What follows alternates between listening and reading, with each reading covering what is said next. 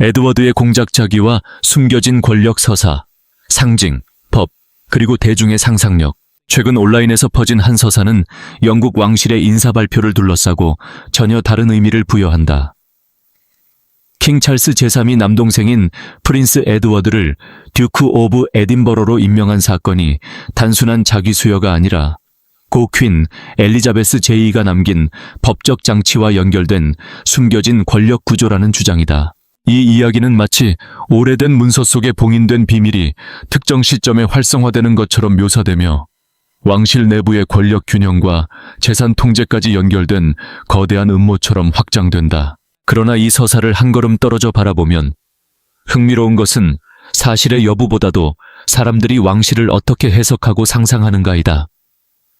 왕실 자귀는 본질적으로 법적 헌법적 성격을 지닌 동시에 상징적 의미가 강한 제도다.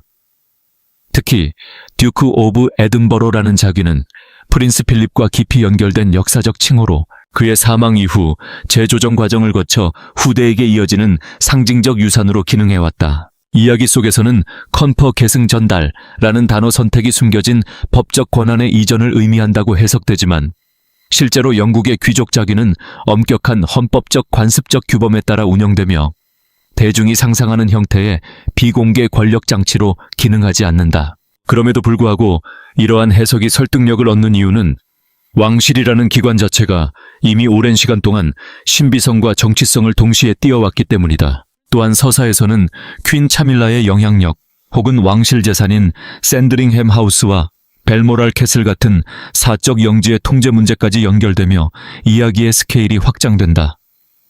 하지만 이러한 주장들은 실제 제도적 구조보다는 대중매체와 온라인 콘텐츠가 만들어낸 서사적 결합에 가깝다. 복잡한 왕실 구조를 단순한 권력 암투나 숨겨진 장치로 환원하는 방식은 이해를 돕는 동시에 현실을 과장하기도 한다. 이처럼 현대 사회에서 왕실 이야기는 단순한 뉴스 이상의 의미를 갖는다. 그것은 역사, 권위, 가족 서사, 정치적 상징이 뒤섞인 하나의 문화적 이야기 장치로 기능한다. 사람들은 그 안에서 권력의 비밀, 숨겨진 의도, 보이지 않는 연결을 읽어내려 한다. 이는 불확실한 시대일수록 더욱 강화되는 경향이 있다. 명확한 설명보다 숨겨진 구조가 더 설득력 있게 느껴지는 심리 때문이다. 찰스 3세가 국왕으로 즉위한 이후 가장 두드러진 변화는 왕실 재정의 재구조화였다.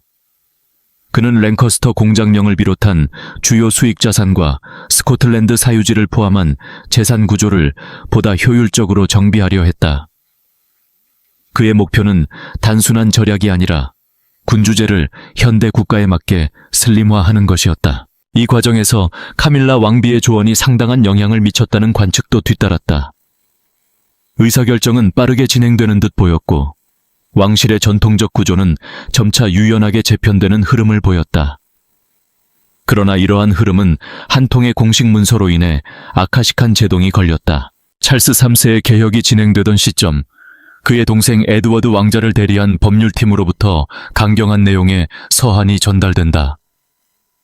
그 문서는 단순한 의견 표명이 아니라 특정 결정들이 1947년 제정된 법적 조항을 명백히 위반하고 있다는 정밀한 법적 경고였다. 이 순간부터 문제의 본질은 단순한 가족 갈등이 아니라 법적으로 설계된 왕실 권한의 경계로 이동한다.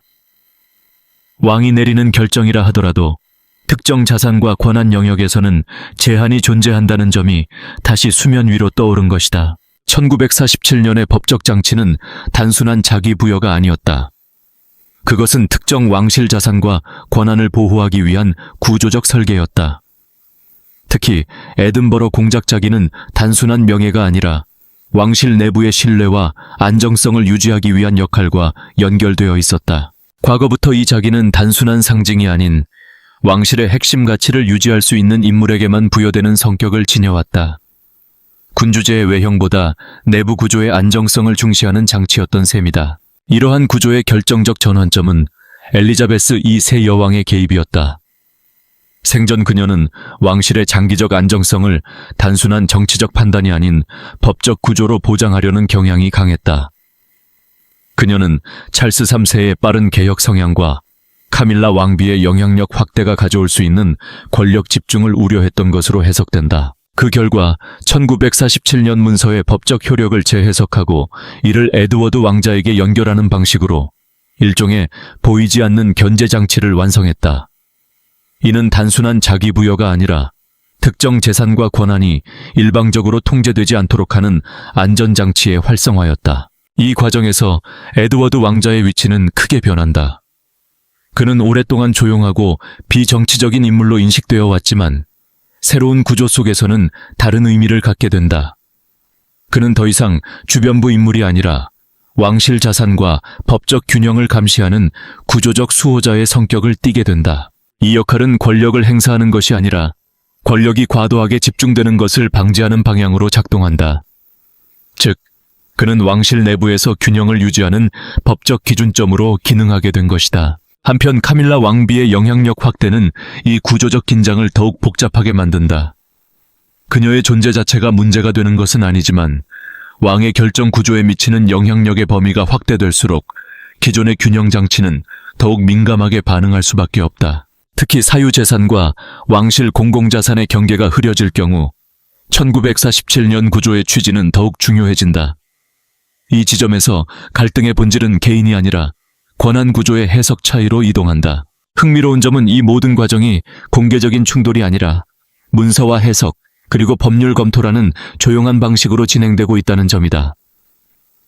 왕실 내부에서의 권력 변화는 언제나 공개적인 선언보다 조용한 구조 조정으로 나타난다. 이 침묵은 갈등의 부재가 아니라 갈등이 제도 안으로 완전히 흡수된 상태를 의미한다.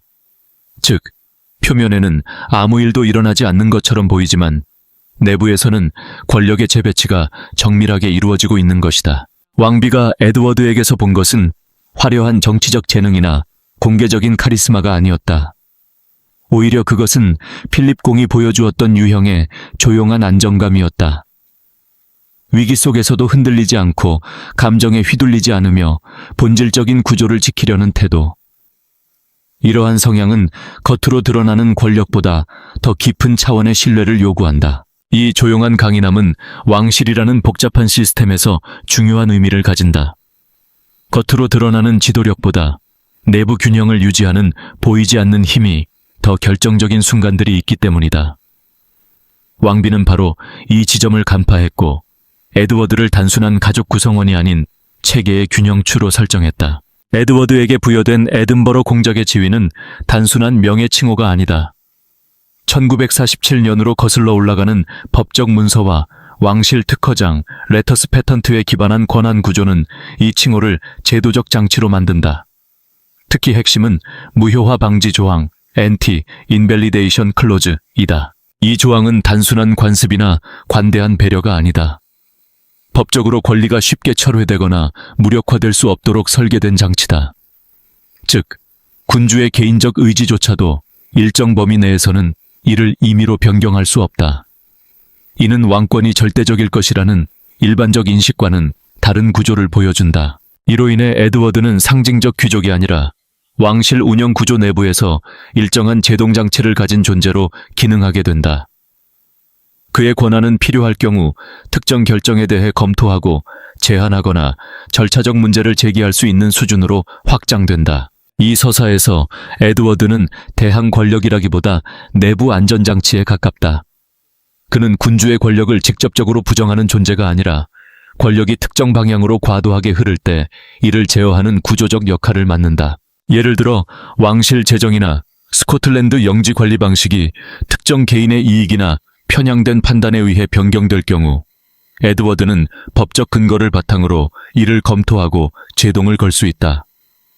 이 과정은 단순한 의견 충돌이 아니라 공식 문서와 법적 절차를 기반으로 한다. 이 점에서 그는 또 다른 왕실 인물인 앤 공주와도 비교된다.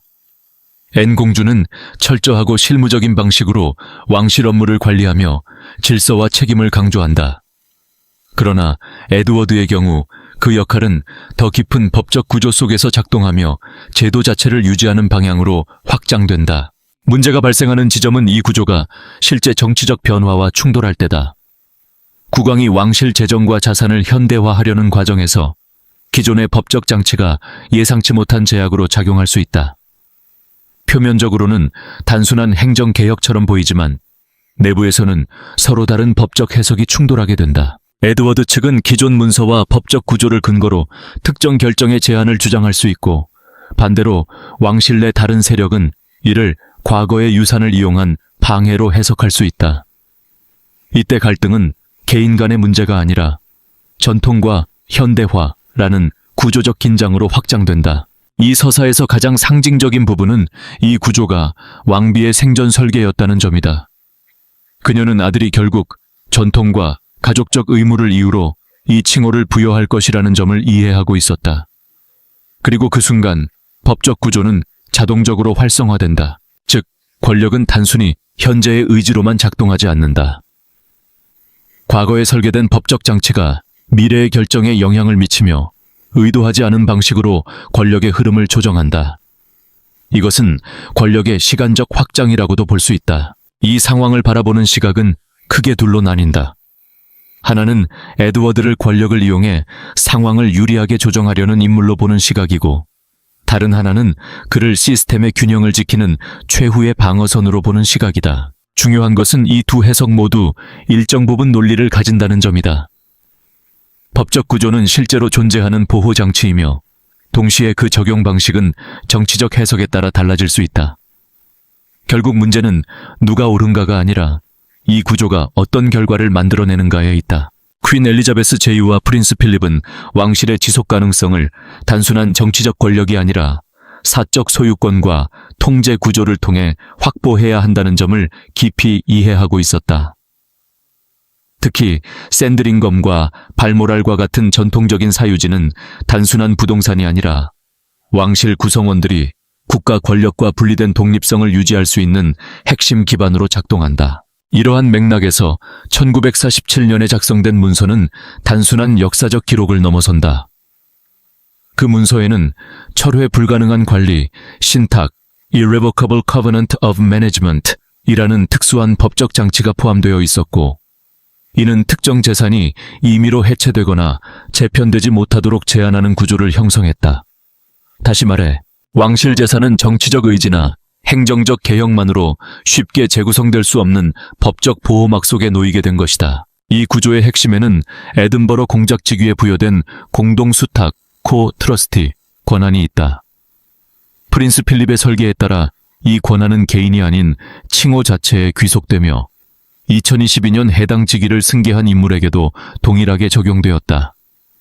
그 결과 해당 직위를 보유한 이는 왕실 사유재산 구조 변경에 대해 사실상 거부권, 베토 파워를 행사할 수 있는 법적 지위를 갖게 된다. 이러한 권한은 단순한 명예가 아니라 실질적인 법적 효력을 가진다.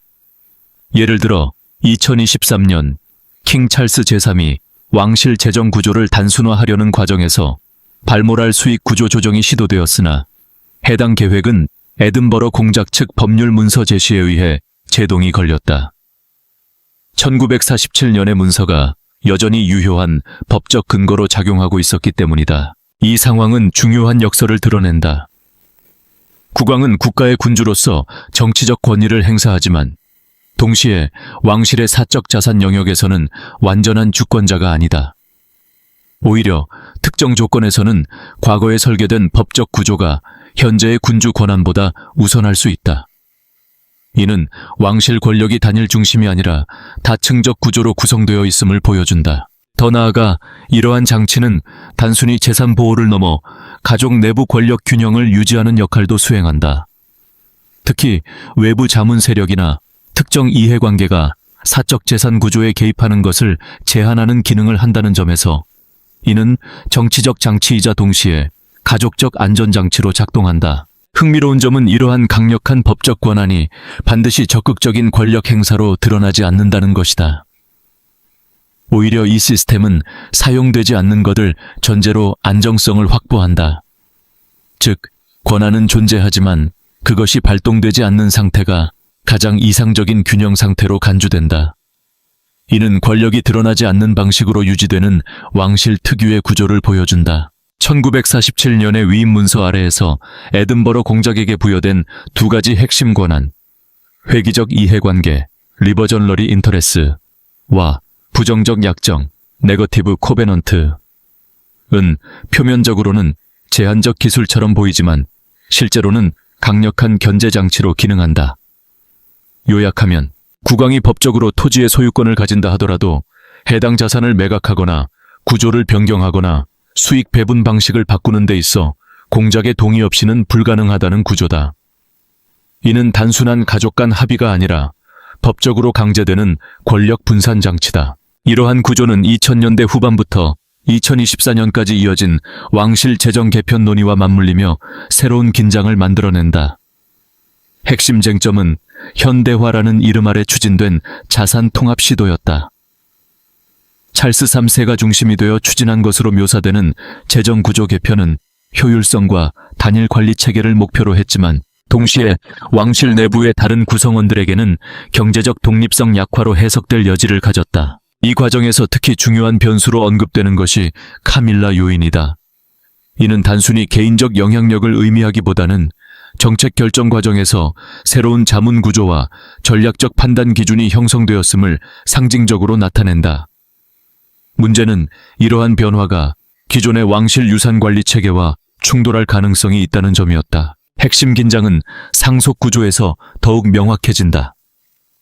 만약 왕실 자산이 하나의 국왕의 금고로 집중될 경우 다른 가족 구성원들, 특히 에드워드와 앤 공주의 경제적 독립성은 구조적으로 약화될 수 있다. 이는 단순한 재산 분배 문제가 아니라 왕실 내부 권력 균형의 재편 문제로 확장된다. 이 지점에서 엘리자베스 2세의 역할은 사후적으로 재해석된다. 그녀는 생전에 직접 개입하지 않더라도 2022년 플래티넘 주빌리 기간 중 에든버러 공작지기를 에드워드에게 부여함으로써 기존 법적 장치를 활성화했다는 해석이 제시된다. 이 행위는 단순한 명예수여가 아니라 1947년 문서에 내재된 보호장치를 현실화하는 계기로 작용했다는 것이다. 결과적으로 찰스 3세는 형식적으로는 왕권을 유지하고 있었지만 일부 법적 구조 안에서는 완전한 통제권을 행사하기 어려운 상태에 놓이게 된다. 특히 무효화 금지 조항, 안티 인벨리데이션 클로즈, 이 존재한다는 설정은 이 문서가 단순한 행정 규정이 아니라 헌정적 성격을 가진 장치로 기능할 수 있음을 시사한다. 이를 변경하기 위해서는 의회 차원의 법률 개입이 필요하다는 점에서 문제는 가족 내부를 넘어 국가제도와 연결된다. 에드워드의 역할은 이 구조 속에서 독특하게 해석된다.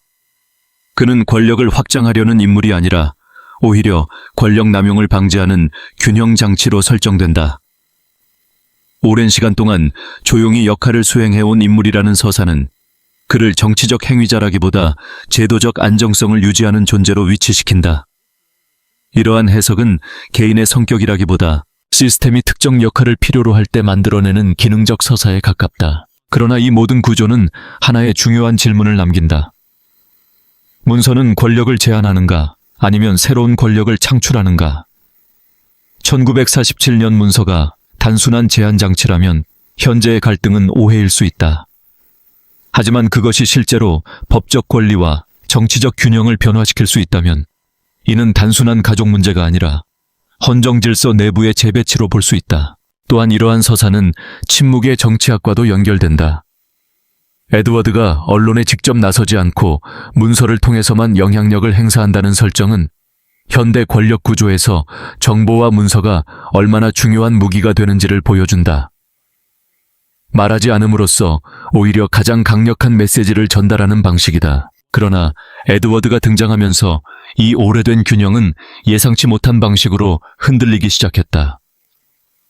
그의 법률팀은 바로 이 1947 위임령을 근거로 삼아 당시 진행 중이던 재산구조 재편 과정에 제동을 걸었다. 그들은 단순히 재산 분배의 문제를 제기한 것이 아니라 그 과정 자체가 위임령의 정신을 위반하고 있다고 주장했다. 즉, 왕실 내부의 재편이 특정 개인에게 권력이 집중되는 방향으로 흘러가고 있으며 이는 헌장의 근본 목적, 혈통 중심의 자산 보호를 훼손한다는 논리였다. 이 주장은 단순한 법적 해석을 넘어서는 정치적 함의를 가졌다. 에드워드는 이 과정에서 단순한 요청자가 아니라 동의권 콘센트를 가진 행위자로 자리매김하게 된다. 그는 더 이상 재정 지원을 요구하는 보조적 존재가 아니었다. 그는 왕실 재산 운영의 구조적 의사결정 과정에 대해 거부권에 가까운 권한을 행사할 수 있는 위치를 확보한 것이다. 이 순간부터 상황은 질적으로 달라졌다. 에드워드의 법적 주장은 단순히 과거의 규정을 끌어오는 것이 아니라 현재의 권력 흐름에 직접적인 제동장치를 설치하는 것이었다.